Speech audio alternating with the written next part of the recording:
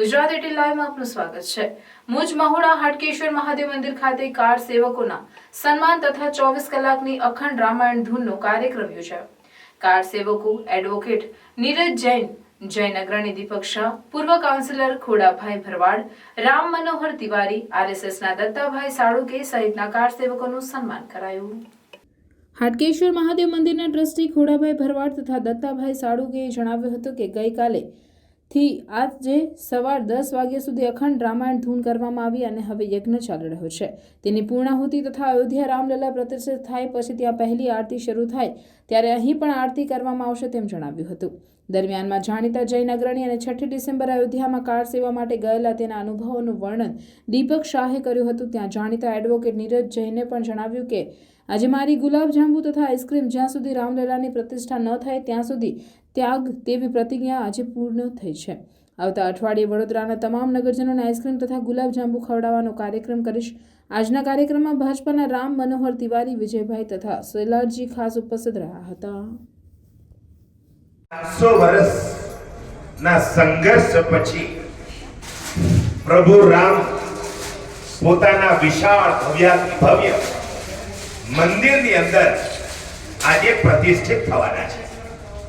બરાબર અડધા કલાક પછી આપણા દેશના યશસ્વી પ્રધાનમંત્રી માનનીય નરેન્દ્રભાઈ મોદી, રાષ્ટ્રીય સ્વયંસેવક સંઘના મોહનજી ભાગવતજી, વિશ્વ હિન્દુ પરિષદના ચંપતરાયજી, આ બધા મહાનુભાવો દેશ અને દુનિયામાંથી ઘણા બધા લોકો અત્યારે અયોધ્યા પહોંચ્યા છે અને અયોધ્યાની ધરતી ઉપર આખું અયોધ્યા અત્યારે કેસરિયા રંગથી રંગાઈ ગયું છે।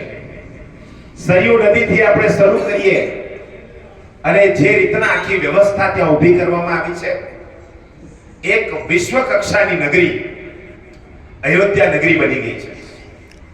અયોધ્યા નગરી બધા જ સંપ્રદાયના સાધુ મહંતો ત્યાં પહોંચ્યા છે।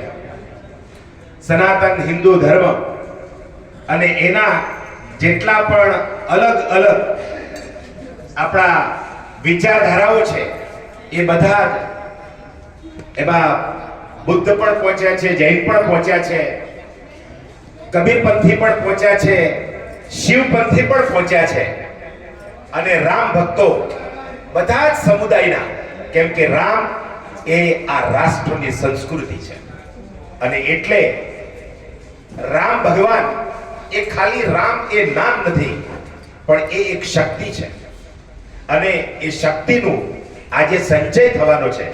આપણે બધાએ ભગવાનની મૂર્તિ જોઈ છે મીડિયામાં, સોશિયલ મીડિયા। આજે વડોદરા શહેરની અંદર મુજ મહુડા ખાતે હાટકેશ્વર મહાદેવ મંદિર છે।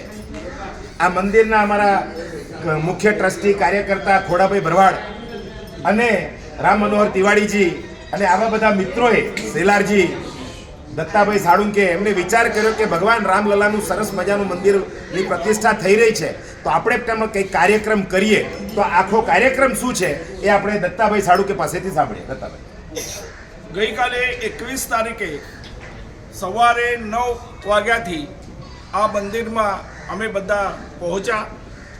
10 વાગ્યાના શુભ મુહૂર્ત પર આ મંદિરમાં અખંડ રામાયણ અખંડ સંગીતમય રામાયણની આપણે શરૂઆત કરી અને જે કાર સેવકો મંદિરના નિર્માણ માટે ત્યાં ગયા હતા એ કાર સેવકોના માનમાં આજે આપણે એ બધાના માનમાં આપણે કાર્યક્રમ રાખ્યો છે। એમનું સ્વાગત કાર્યક્રમ આજે આપણે કર્યો છે અહીંયા, એ પણ આપણે અત્યારે સંપન્ન કર્યો અને હવેથી આગળ એક હવન થશે અને હવન પછી જ્યારે ભગવાન રામની પ્રાણ પ્રતિષ્ઠા અયોધ્યામાં થશે ત્યારે આપણે આરતી કરીને આખો કાર્યક્રમ આપણો ત્યાં સમાપ્ત કરીશું।